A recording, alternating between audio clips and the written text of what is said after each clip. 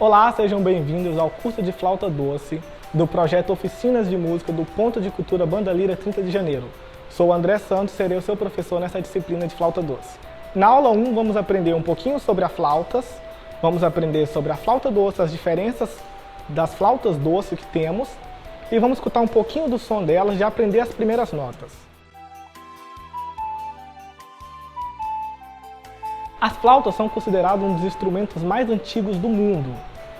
Já foi encontrado flautas de ossos que datam de 40 mil anos atrás e pinturas que datam de 60 mil anos atrás, pinturas cujo tinham a flauta desenhada. Existem vários tipos de flautas. Temos a flauta doce, que é essa do nosso curso, temos a flauta transversal, que provavelmente é a que vocês mais conhecem, aquela flauta que a gente toca de lado, temos a Tin Whistle, temos a ocarina, temos a flauta quena, temos a flauta ney, temos a flauta pan e diversas outras.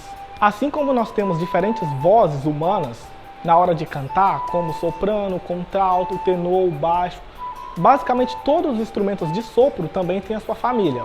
Temos instrumentos da família do soprano, instrumentos com sons considerados contralto, tenor, baixo.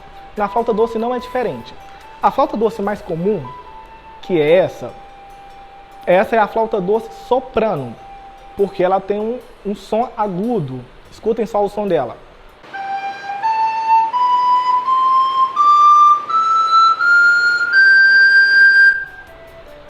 Também temos outros tipos de flauta, como a contralto. Aqui ela está com uma cor diferente, mas poderia ser qualquer outra cor. Reparem que ela é um pouquinho maior. Por ela ser um pouco maior, o som vai ser mais grave. Escutem só o som dela.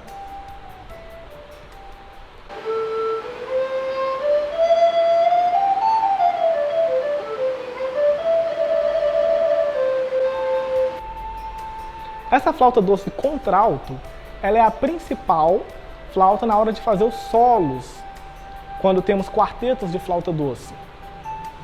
As principais peças que tem solo de flauta é composto para a flauta doce contralto. Ela tem um dedilhado diferente da flauta doce soprano. Temos também a flauta um pouquinho maior, que é a flauta doce tenor. Reparem a diferença de tamanho da flauta doce soprano, que é o que vamos utilizar no curso, e da flauta doce tenor. A tenor chega a ter o dobro do tamanho da soprano e também vai ter ela vai soar uma oitava abaixo do som da soprano. Escutem só.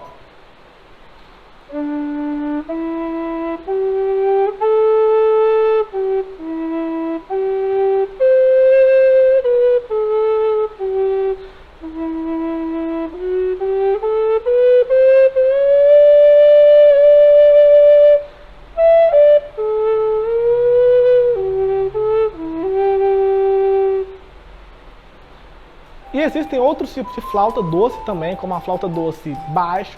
Tem a flauta doce sopranino, que é menor ainda do que essa, porém não tenho aqui para demonstrar.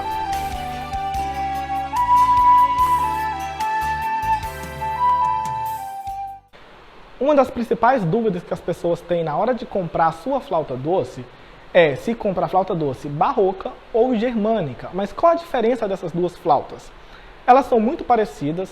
Eu não tenho a outra flauta aqui para poder demonstrar para vocês, mas elas têm o mesmo tamanho, o corpo muito parecido.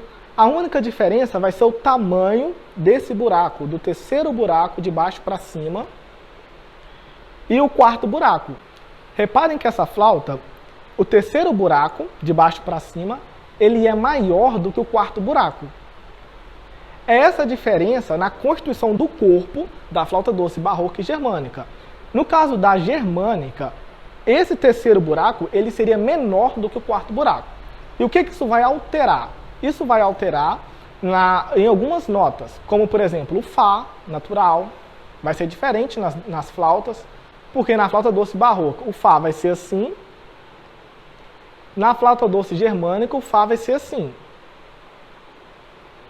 Aparentemente, parece que a flauta doce germânica ela é mais fácil, porque o Fá nela é aqui, usando 3 dedos em cima, mais o indicador da outra mão e o dedão embaixo.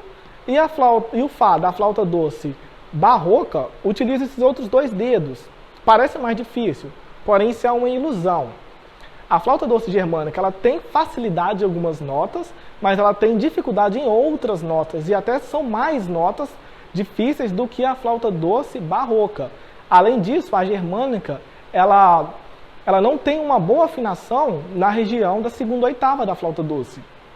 Então, por causa desse motivo, eu sempre recomendo comprem a flauta doce barroca, ok? Como você vai diferenciar?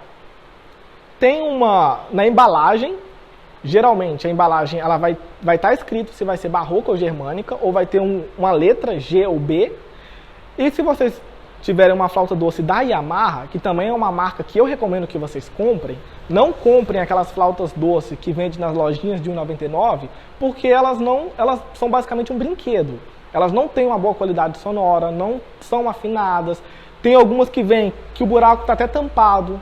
Então recomendo que vocês comprem Yamaha ou no máximo uma da marca Dolphin, tá bom? São as marcas recomendadas.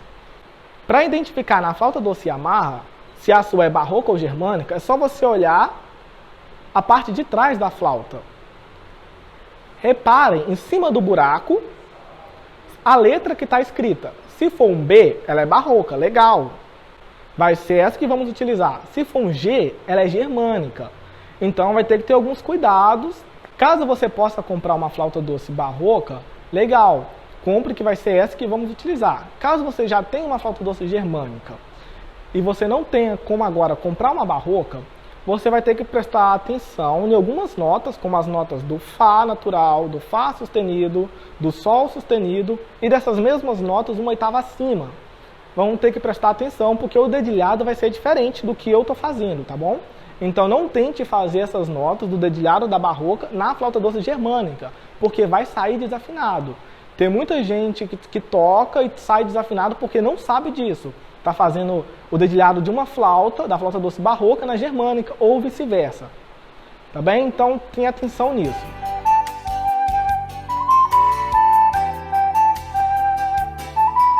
A flauta doce ela é construída de 3 partes, na maioria delas. Essas de resina, algumas de madeira também. Existem flautas que têm apenas uma parte, ou apenas 2.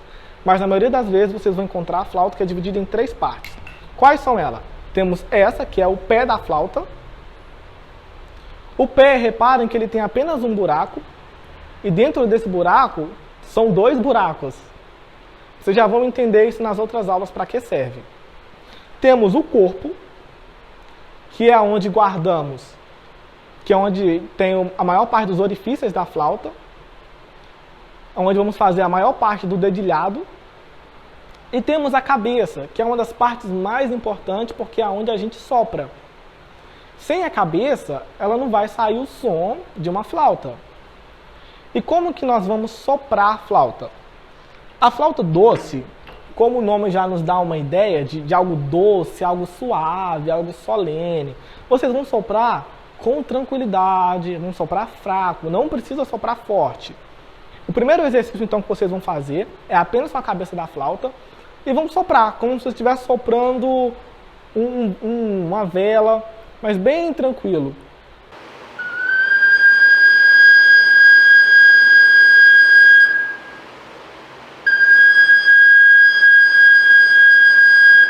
Como se fosse um apito de um juiz. Toda vez que vocês forem soprar, lembrem de respirar. O instrumento de sopro, ele precisa de ar, ele precisa de fôlego. E para nós termos ar, precisamos ter fôlego. Precisamos puxar o ar primeiro, precisamos inspirar para ter o ar armazenado, para poder expirar. Então, o segredo para você ter um bom som é você ter uma boa respiração. Como que nós vamos inspirar? Pensem o seguinte. Joguem todo o ar velho fora. Inspirem o máximo que vocês conseguirem. Prenda a respiração por alguns segundos e expire.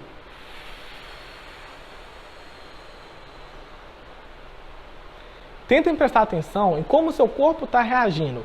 Se o ar que você está inspirando ele está fazendo com que o seu corpo estique na parte horizontal, para os lados. Você sente o ar abrindo a costela, entre aspas, né, para uma linguagem mais fácil da gente entender, como se as costelas estivessem abrindo para os lados, a barriga crescendo, ou vocês sentem que o ar está indo todo aqui para cima, para a região do tórax. Se vocês sentem que o crescimento do nosso corpo está sendo para cima, tentem reparar qual é a forma que o seu corpo reage quando você respira.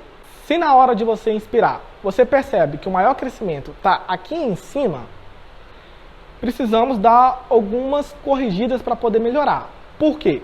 A nossa respiração do dia a dia é diferente da nossa respiração para tocar ou para cantar. A respiração do dia a dia é uma respiração rápida. Como assim?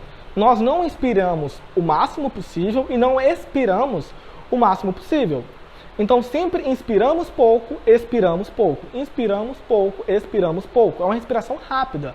Isso vai trazer alguns problemas, como mais estresse. Qual que é o mais indicado? Primeiro, uma inspiração completa. Você vai inspirar o máximo que você conseguir. Tudo. Vai sugar o máximo de ar, o máximo que seu corpo tem capacidade de inspirar. E na hora de soltar, o mesmo pensamento. Vai soltar o máximo. Então, na hora de tocar e na hora de cantar, é uma respiração pensada. Então, sabendo que a respiração na hora de cantar e tocar é uma respiração pensada, vamos fazer os primeiros exercícios sempre antes de começar a tocar o instrumento. Porque a gente vai lembrar o nosso cérebro que temos que pensar para poder respirar, para poder fazer uma respiração completa. Vamos então soltar todo o ar fora e inspirar o máximo possível.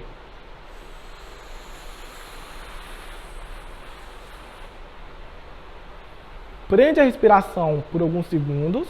A minha respiração está presa. E solta.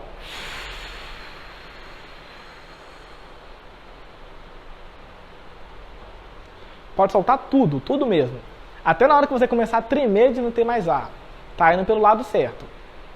Só que é o seguinte. Se a respiração está vindo toda para cá, nós estamos jogando a respiração toda para a parte do peito, né? Toda para a parte torácica do nosso corpo. Para ter uma qualidade melhor de respiração, precisamos usar o diafragma. Eu não vou entrar muito em detalhes sobre o diafragma, porque muitas vezes escutamos uma explicação aqui, uma explicação ali, a gente entende o que é, mas acaba não entendendo realmente na prática. Eu vou adotar uma outra linguagem para vocês entenderem melhor. Vocês vão pensar na barriga. Pensa que na hora de inspirar, o ar vai ter que vir aqui para a barriga primeiro. A barriga ela vai crescer. Vocês vão sentir a barriga indo para frente, a costela meio que abrindo para os lados, né, se esticando. Então esse crescimento do corpo ele vai vir aqui, no abdômen. Ok? Então podem colocar a mão aqui próximo à barriga e fazer o mesmo exercício e tentar jogar o ar para cá. A barriga ela fica dura, a gente força mesmo, tá bom? Vamos lá. Joga o ar fora e agora inspira.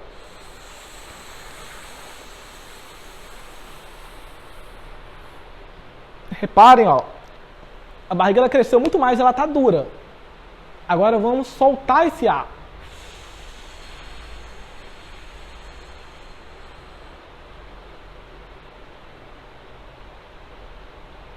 Quem conseguiu fazer, parabéns. Está indo pelo caminho certo. Você está usando o diafragma, que é o músculo involuntário que nós temos.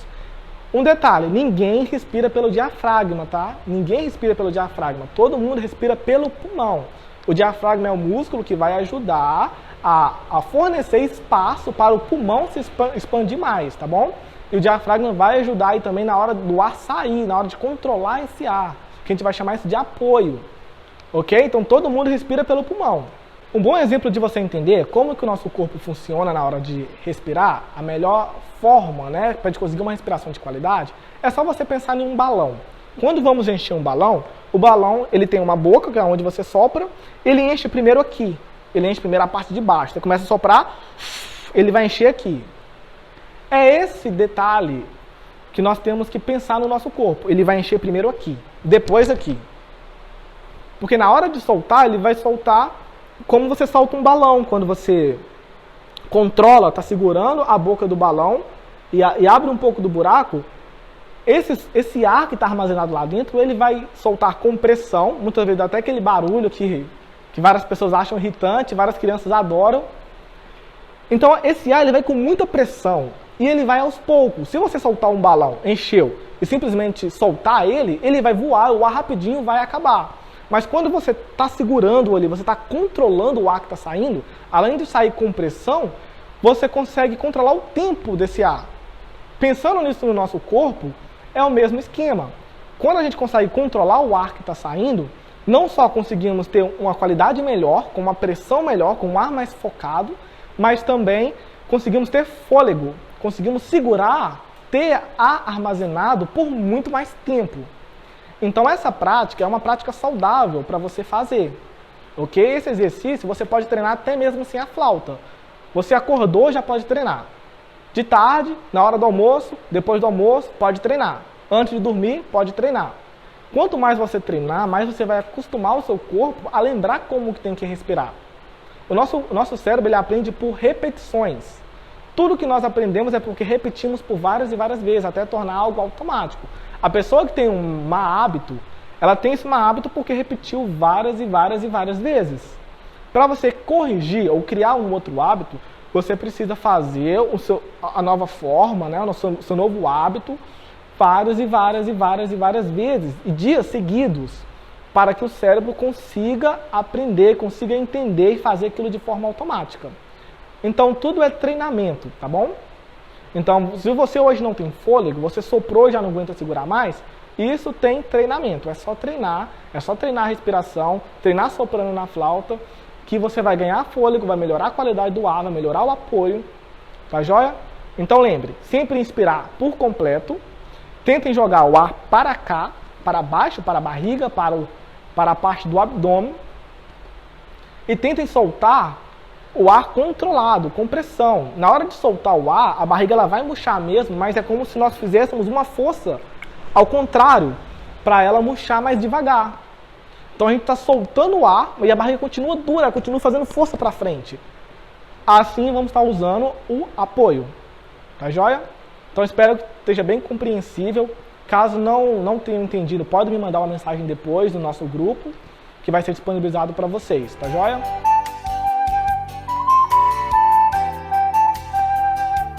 Agora vamos aprender a como montar a flauta da forma correta. Temos a cabeça, que é a parte que vai ficar em cima, que é onde você vai soprar. Temos o corpo. O corpo ele vai ser colocado na cabeça, na parte do buraco de trás. Reparem, a parte do buraco de trás. Essa parte que vai ser grudada com a cabeça da flauta doce. Esse buraco que fica sozinho, ele fica para baixo, tá? A flauta doce, ela é tocada assim. A parte que tem apenas um buraco, ela fica para baixo. Ok? A parte onde tem vários buracos, ela fica para cima. E por último temos o pé. Por que que o pé tem apenas um buraco, né? Serve para apenas um dedo, e ele não é grudado com o corpo? Por que que ele é flexível? É porque ele é aonde nós colocamos o nosso dedinho mindinho. Cada pessoa tem um tamanho de dedo diferente. Tem pessoas que têm um dedo mais longo, tem pessoas que têm um dedo mais curto. Então, essa terceira parte, ela serve exatamente para se tornar flexível, para que encaixe corretamente o seu dedo. Então, a forma de você encaixar vai depender do tamanho do seu dedo. Você vai testar, vai experimentar. Reparem que a cabeça da flauta e o corpo, eles estão alinhados por uma linha. Tem uma linha que corta eles, que os alinham. Então, para quem está com dificuldade, se a flauta ela tá na posição, se o corpo está na posição correta em relação à cabeça, é só acompanhar essa linha. Aí, como eu disse, o pé já vem de acordo com o tamanho do seu dedo. Vamos lá. Agora vamos aprender a postura correta, como colocar a flauta na boca e como soprar. A postura correta, se estiver em pé, é no corpo ereto, da melhor forma possível. Evitem de ficar com o ombro levantado e de deixar as mãos, os braços muito próximos às costelas. Fiquem com o corpo bem relaxado, com a cabeça erguida, não fiquem olhando para baixo e nem com a cabeça levantada. Agora a flauta, ela vem até você, não é você que vai até a flauta. A flauta, vocês vão segurar dessa forma, lembrando que o dedo de baixo da mão esquerda serve para tampar esse buraco Então já apoiem ele, deixem ele próximo a esse buraco. E a flauta vai vir até você no ângulo de 45 graus. O que quer dizer 45 graus? Se você colocar a flauta toda retinha na boca, é 90 graus. Vocês vão descer um pouquinho. Ela fica no meio. Não é nem reta e nem muito deitada. Fica entre as duas. Qual mão segurar a flauta? A mão esquerda segura a parte de cima da flauta. A mão esquerda, geralmente é a mão que fica a aliança de quem é casado, segura a parte de cima da flauta. A mão direita segura a parte de baixo. Sempre é assim. Cuidado para não trocar as mãos, porque senão vai ter problemas quando chegar a notas como o dó sustenido. Ok? Então, mão esquerda fica em cima. Mão direita embaixo. Então, pessoal, essa foi a nossa aula de número 1. Aprendemos um pouquinho sobre as flautas, aprendemos sobre as flautas doces, vimos a diferença da flauta doce soprano, contralto e tenor. Falamos um pouquinho sobre a flauta doce barroca e germânica, a indicação de qual comprar. Falamos sobre as partes da flauta, sobre como montar e como soprar. Agora na aula 2 vocês vão aprender as primeiras notas, vão tocar as primeiras músicas.